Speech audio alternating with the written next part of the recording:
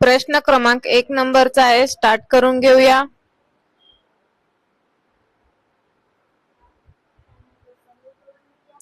तर new items ऑप्शनवर click करून घ्या.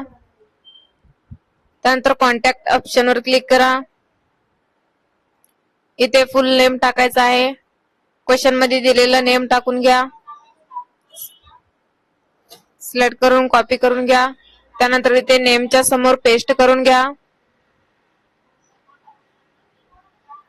त्यानंतर कंपनी नेम टाकून घ्यायचा आहे. इथे कंपनी समोर पेस्ट करून घ्या कॉपी करून. त्यानंतर सेव्ह अँड क्लोज ऑप्शनवर क्लिक करून घ्या. उत्तर सबमिट करून पाहूया. उत्तर बरोबर येईल.